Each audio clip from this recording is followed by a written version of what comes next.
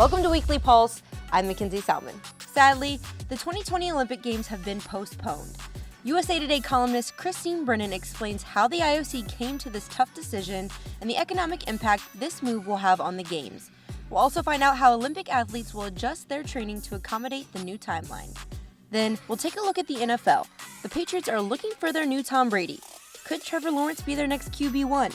And speaking of quarterbacks, now that Cam Newton has been released from the Panthers, I'll break down which teams could be a great fit for him this season. And finally, we chat with sports mental health expert Eric Kussin about the various emotions athletes will face with a sudden stoppage in sports and ways for them to cope while waiting at home in isolation. Let's roll. This is Christine Brennan, USA Today sports columnist. I spoke with Dick Pound, influential and veteran member of the International Olympic Committee, just a short time ago, and he told me that postponement of the Olympic Games in Tokyo has been decided. The Games will be postponed. And in speaking with Dick Pound, who I've talked to and known for years, I asked why that wasn't announced yesterday when IOC President Thomas Bach gave out a strong statement talking about the next 4 weeks. The decision would be made, and Dick Pound basically said he wasn't sure why, but there are a lot of things, many moving pieces. Obviously, a Summer Olympics is unlike anything else. It's not like suspending or postponing the NBA or the NHL or the Boston Marathon or the Masters. It is such a tremendous undertaking, years in the making. So the thought is that the IOC wanted to take some time, obviously 4 weeks, as Thomas Bach said, to make the decision. But Dick Pound is telling me and telling us at USA Today Sports that the Olympic Games are going to be postponed. They will not be held July 24th to August 9th in Tokyo, as was planned, of course, because of the coronavirus. My gut reaction to hearing the news of the Olympics being postponed is my heart goes out to the athletes. That's something you work your entire sporting career for. And some of our eyes were like, man, they're going to cancel. And for us, that'd be a heartbreaking situation because we don't have NBA, we don't have NFL, we don't have a league. The pinnacle of our sport is the Olympics. No one foresaw this coming, but we need to adapt and carry on. A lot of the older athletes, it's almost like, man, I was preparing for this to be like my swan song. Is my motivation, is my mind gonna last that long, to go another year? I'm glad that they didn't wait any longer to make this decision, to keep training and basically in the back of your mind know that it could get canceled or postponed. It's the worst kind of training. To do it right now, you at least give the athletes an opportunity to regain their focus. Your dream hasn't been taken away. That's another year for you to get better. That's another year for you to grow and to come back a way better athlete. My body can recover, and with the more rested body, I'll be stronger on the bike. How can you expect an athlete to stay in, be away from coaches, be out of the gym, be away from training, and then go? At this point, you just got to stay ready. The future is bright, and we'll get past this. Think about all the economic vitality and activity that happens in a city during the Olympic Games, and not to have that happen is a huge hit. Not only a hit to the infrastructure that you built for the games, but everything surrounding it. Airlines, hotels, tourism. Millions and millions of people were expected to be in the country during the time period. And now that you do not have that, there's going to be a huge issue with the investment that businesses made, airlines have made, hospitality has made, the restaurant business. All these businesses that are ancillary to the activity that's happening in market are now going to go out of business. And so the government has to make sure that they can invest capital in these organizations so that they can maintain themselves or maintain their employee base for the time period that has to be on hold until the games happen. So that's a huge economic crunch. The one silver lining is that when the games happen, there'll be a makeup for all that loss. All this activity that they will have planned for will be ignited, but it's going to be a huge waiting period with a tremendous impact on the country, on their economy, and on the people that have been preparing for it for such a long time. Well, Major League Baseball shutdown continues.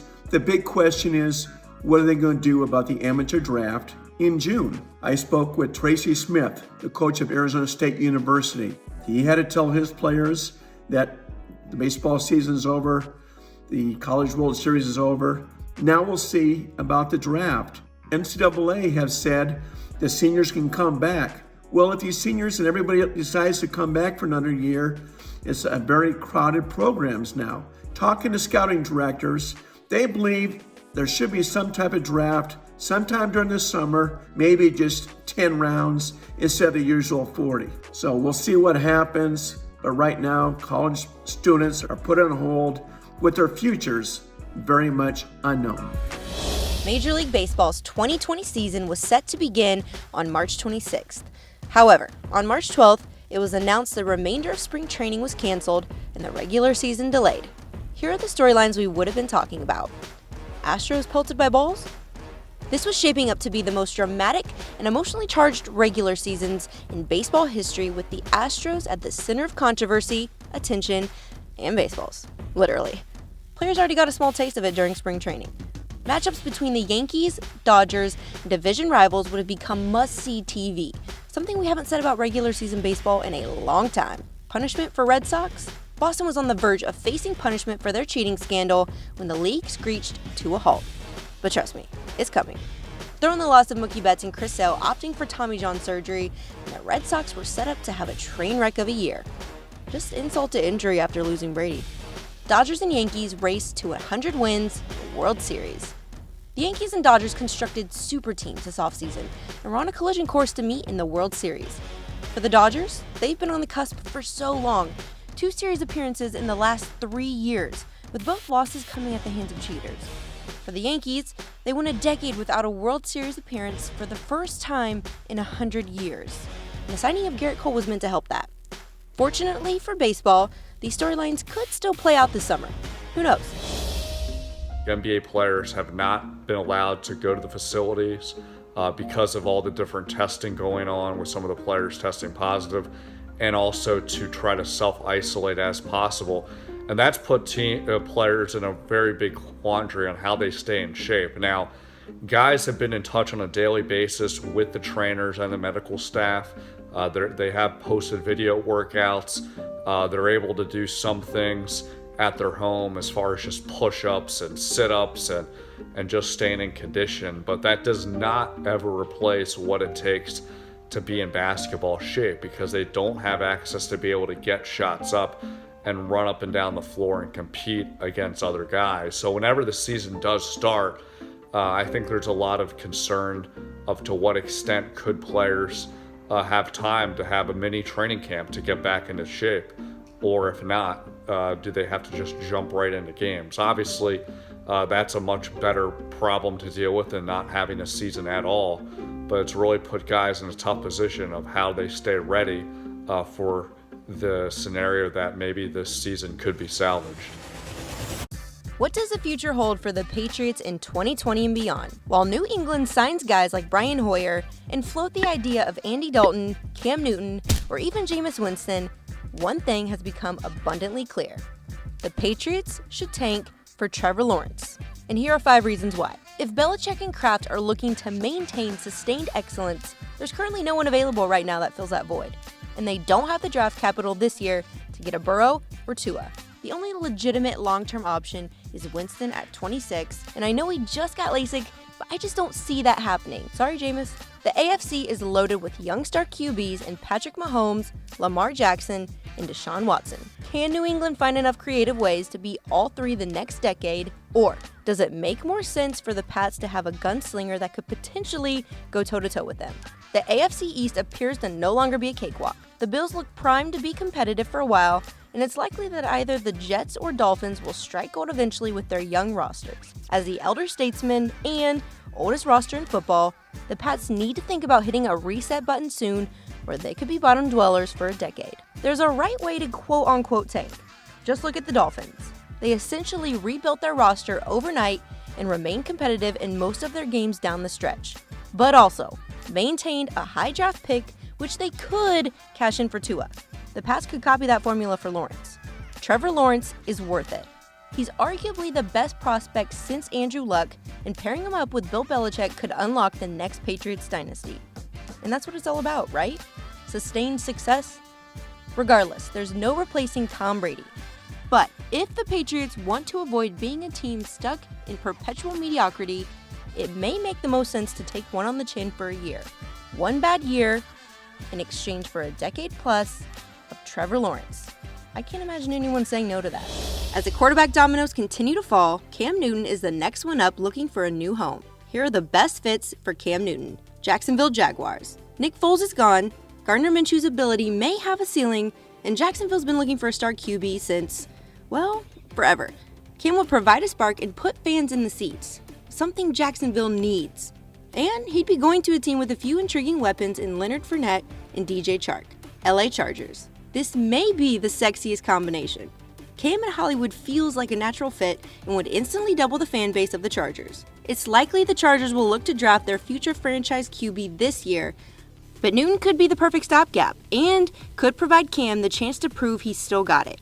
And LA's offense is already loaded with Keenan Allen, Mike Williams, Austin Eckler, and Hunter Henry. If LA is the sexiest marriage, New England would be the most shocking hookup. Cam Newton replacing a GOAT, teaming up with Bill Belichick. On paper, this looks like a mismatch. But in reality, it gives both Bill and Cam a shot to silence critics. A one-year prove-it deal would make this combo work. For Bill, he can show he can be successful without Brady, and Newton could prove he's still an elite QB in the right situation. While Newton's health remains a mystery, and that could be a question for a while, if he was 100%, Cam Newton could be the biggest steal of this free agency class. The Cowboys lost 8 players, including 4 of their defensive starters, in the first week of NFL free agency. They'll struggle to replace guys like Byron Jones and Robert Quinn, but I think it's too early to pass judgment on whether this Cowboys defense can be better in 2020 than it was in 2019. Here's why. First of all, remember that talent doesn't always equate to production. DeMarcus Lawrence memorably told us in December that talent without direction is nothing at all. The chemistry that the defense had in 2018, they couldn't find in 2019. Under the new coaching staff, it will be key to reestablish that groove. Secondly, the Cowboys coaches, including Mike McCarthy and defensive coordinator Mike Nolan, haven't given us many details on what that scheme will be, beyond expecting a 4-man defensive front. Until we know what the job is, who are we to say if a defensive tackle like Gerald McCoy or a safety like HaHa Clinton-Dix is up to it? What we can tell you is that McCarthy has made clear he wants to fit his scheme to his players. Over lunch at the Combine last month, he told us, if your system isn't fitting your players, I think you need to take a hard look at your system. We simulated the bracket to take a look at what the Sweet 16 and Elite 8 would have looked like. We're going to go through how that would have shaken out. So first we're going to start in the East region. There you have the number 1 seed Dayton Flyers, just a storybook season for this team behind National Player of the Year Obi Toppin. First they start off in the Sweet 16 getting past Big Ten regular season champion Maryland, showing that they're more than just Toppin and they've got a veteran squad that can get very far. And they get all the way to the Final Four by beating Duke, the blue blood of them all, in the Elite 8. Mike Krzyzewski had a team that had national title aspirations, but ultimately this was Dayton's season and they get all the way to Atlanta. Then in the Midwest region you've got Kansas. As the top seed overall in this whole tournament, really this is one of Coach Bill Self's best teams that he's ever had. And they get past Creighton in the Elite 8 to get to Atlanta. And then let's pivot here to the West region. There were a lot of upsets here, and really ultimately it comes down to Oregon. This is the number 4 seed. Weren't expecting them to get all the way to the Final Four. Well, they got there, first by taking down number 1 seeded Gonzaga, and then they pulled off another big upset by beating number 3 Michigan State. Remember, the Spartans were the preseason national title favorites. Well, Oregon did this behind Peyton Pritchard and Coach Dana Altman to get to Atlanta. And then in the South region, you're talking about some epic Sweet 16 matchups. Really, this could have been a Final Four in and of itself. That's because you got Baylor facing Wisconsin, the Big Ten regular season champion. So that was an epic matchup, and then you have Seton Hall versus Florida State on that other side. Really just as good as it gets there when you're thinking about basically a Final Four on one side of the bracket. So ultimately, what we saw happen, well, the Florida State Seminoles, the regular season ACC champions, they did what it takes to get past and ultimately upset Baylor, the number 1 seed, reaching the Final Four in our simulated bracket. So what does that leave us? It gives us Dayton, Oregon, Florida State, and Kansas in our projected Final Four. It's not unprecedented for them to go through something similar that rocks a world like this. And so what I mean by that is, think about athletes in their careers at any level, the immediacy of the loss from a tournament that they've worked for, the immediacy of the loss of being able to play in a game or a tournament because of an injury, physical injury they have. Now what we're hearing more and more of as people are open, the immediacy of a loss because of a mental injury, right? Look at what just happened, the lineman on the Eagles, right? And not being able to play in a game. So this concept of I'm building, and I'm working towards something, and then it gets yanked from me. And I'll give you one other example where it's very similar, only because a lot of the athletes that we work with are retired athletes, is it sounds very similar to those athletes who are debating whether to play another year or sign another contract. They're waiting for that call to come in. They're trying to hear from their agent whether or not they're going to get signed again. And then they hear that there are no calls coming in, or no calls that make sense given what they're looking for in terms of playing time, for salary, etc. So this idea of going from, I have this whole world in front of me and I picture everything that's going to take place, and now all of a sudden I see this blank slate in front of me, and what do I do now? I actually think there are athletes who are prepared for this because they've gone through it in similar realms in their life. Now, that doesn't mean that athletes who have underlying mental health situations, which the name of our organization being Same Here, meaning that we all face challenges, we all face it to different levels. But I think without revealing too many personal names and conversations I've had, I think there are athletes that are prepared for this because in the midst of playing, they've had to deal with what this feeling is like in terms of symptoms, regardless of what's going on in the world. Two things that escape us in a very macro sense when something like this happens. One is loss of purpose and identity, and then the other is loss of routine. And so regaining those two are critical. Obviously, the routine is easier to regain than the purpose and the identity, okay? And that's only because the purpose and the identity, often we get that through the preparation of what we've done while we're playing, of which not every athlete does. I'll give a big shout out to a guy like Keith Bullock, who talks all the time in our alliance, the former Tennessee Titan and then Giant for a little bit, but an incredible football player who always had his eye on what am I going to do after football? What is my career going to look like? How am I going to give back to the community? Was getting his MBA, as he's playing and thinking about how he's going to transition. So let's start with routine first and foremost. As an athlete, your routine is often given to you, and it's a combination of what's given to you plus what you believe is important to you based on what your trainers tell you, what you've been able to find success with in the past. So you know that you have film session, you know that you have to go to the gym on a certain time, you know that you have practice at a certain time, you know that you're going to eat at a certain time. Well, now all of a sudden that just stops. The question becomes now, where do I create that routine and how do I create that routine? Especially in an environment where we can't go out into public places and we're being recommended not to do those things. You see an athlete at a gym, let's say, where there's crowds of people there, depending on where they've gone back to in their hometown, let's say right now, that's a very difficult thing for them to do. So what I always tell people is, in terms of creating that routine, think to when this does end, because it will end, what am I going to need in order to thrive when it ends? So for an athlete, they're thinking, okay, when I get back on the ice, when I get back on the court, when I get back on the field, okay, part of it is maintaining the physical shape that I was in and being ready and prepared to play. So now, okay, you don't have the ability to go to a gym or to work one-on-one with your trainer directly face-to-face. But okay, the first piece and the simplest piece for an athlete is, how am I building my physical health practice while I'm at home? And how am I scheduling that and actually listing that out? And it sounds trivial to list it out, but it's so important to have something to look at, because the routine that athletes are in before is so ingrained in their mind from those combination of factors that I was talking about what the team tells you to do, what you know that you need to do, what the trainer's telling you to do, is now that you're on your own to do it, making that list, having in front of you, whether you have a whiteboard in your house, whether you just write it down on a sheet of paper or a pad, whether you do it in the notes in your phone and literally checking it off as you go throughout the day, feeling like, and I think this is an important piece to it, feeling like I'm still working. Because I think where our minds start to wander is when we start to think about, I've got all this free time, now let me think about the virus. When I think about the virus, this is what scares me. When this is what scares me, these are the what if scenarios that then end up coming into mind. This is how it might affect my family. This is how it might affect my future job performance. That's where spinning starts to happen.